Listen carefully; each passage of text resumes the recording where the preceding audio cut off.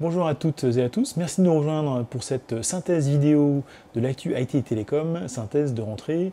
Et je suis en compagnie de Guy Hervier. Bonjour Guy. Bonjour Jean-François. Alors Guy, premier sujet qui a retenu votre attention en ce lundi, le SDS et non pas le SDN, un nouveau sigle à la mode avec Scality. Enfin, qui va peut-être le devenir. Donc effectivement, la semaine dernière, c'était une semaine encore relativement en calme de ce côté-ci de l'Atlantique. Et donc, ce qui a retenu notre attention, c'est que cette société Scality, donc on peut la qualifier de start-up encore, parce qu'elle a été créée en 2009, qui a d'abord la première caractéristique qu'elle est française. Elle a été créée à Paris en 2009 et dans le domaine du stockage. Donc c'est un domaine qui pourtant est relativement encombré avec je dirais des ténors et puis des plus petites sociétés qui sont venues plus récemment. Donc ça n'a pas empêché donc cette société Scality de se lancer sur le domaine.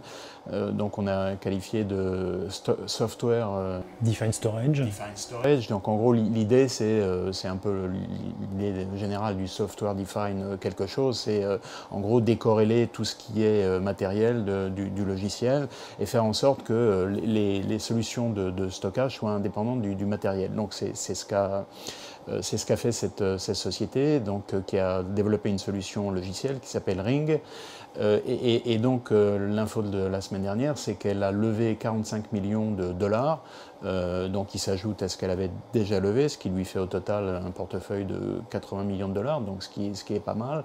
Donc là on parle de stockage en ligne pour les entreprises, qui donc indépendant des solutions matérielles, qui permet d'être géré par quasiment toutes les distributions Linux. Donc c'est une solution intéressante et donc l'idée de cette société pour lever 45 millions de dollars, c'est continuer le développement et en particulier le développement en Asie, puisque parmi les participants à cette nouvelle levée de fonds, il y a une société qui s'appelle Broadband, qui d'origine japonaise et qui va permettre à Scality de se développer donc au Japon et puis sur les autres pays asiatiques. Donc une opération intéressante et donc dans l'optique précisée par les fondateurs de s'introduire en bourse en 2017. Donc on sait que c'est pas toujours la chose la plus sûre, mais en tout cas c'est l'objectif pour la société pour poursuivre son développement dans les années à venir. Alors cette société en fait donc c'est sur ses qualités propres de développement de son logiciel Ring et aussi elle a assuré son développement grâce à des partenariats avec des ténors du marché. Le premier à citer, c'est HP, donc c'était à la fin de l'année dernière, et puis tout récemment, donc c'est il y a une ou deux semaines, avec Dell. Donc ce sont des partenariats évidemment pour elle importants qui lui a permis de conquérir des clients assez prestigieux, en particulier Comcast. Donc c'est pas le moindre, la plus petite des entreprises, et d'autres comme Dailymotion ou RTL2. Donc une société dont l'avenir semble relativement prometteur. Donc une société à surveiller de près. À surveiller de près, et puis française, donc... Cocorico.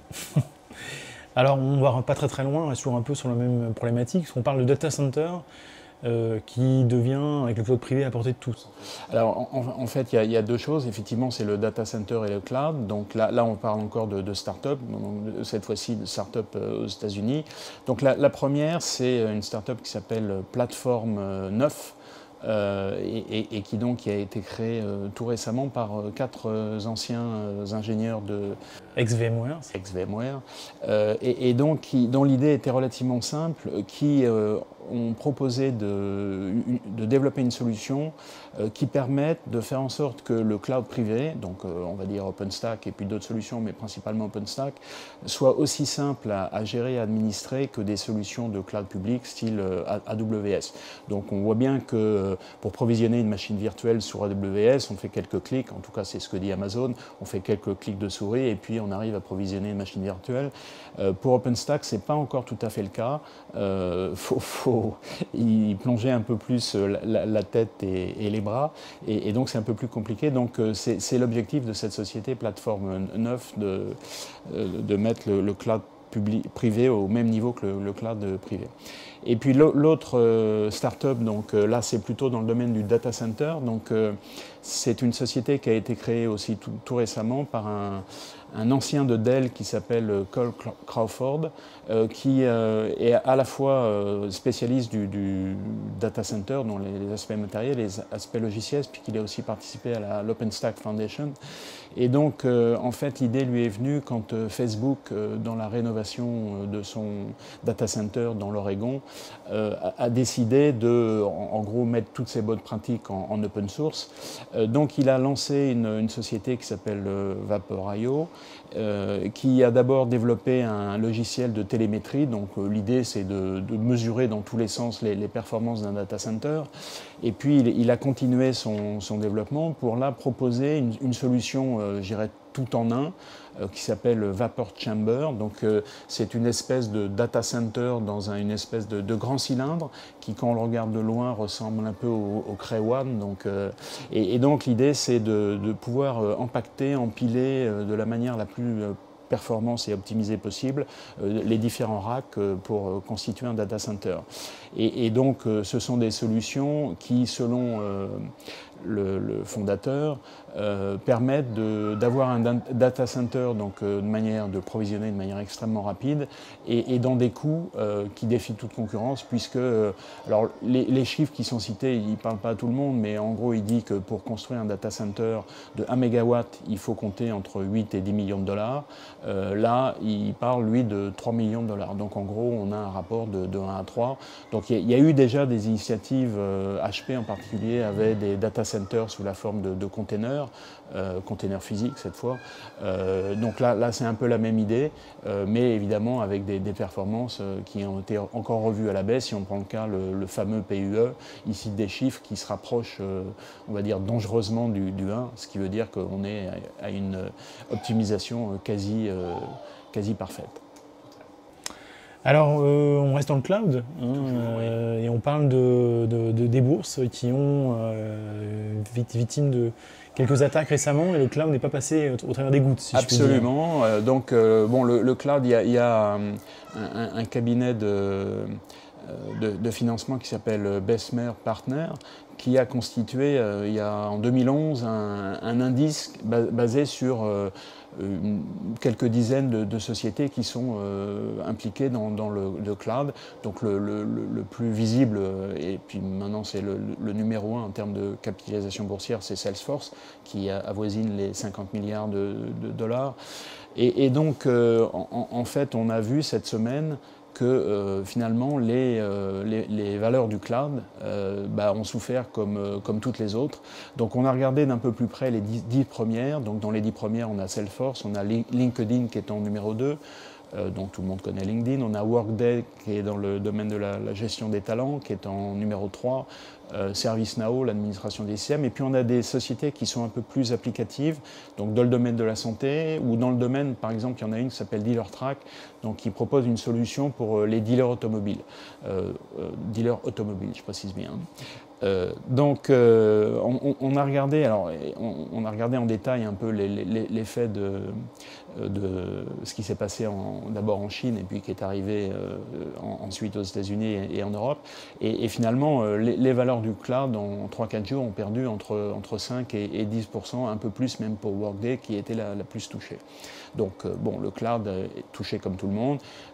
Point intéressant, c'est que si on regarde l'évolution de cet indice depuis 2011, il est largement au-dessus de celui du Nasdaq et largement au-dessus de celui du Dow Jones. Donc ce qui montre le dynamisme qu'il y a autour de cet environnement cloud.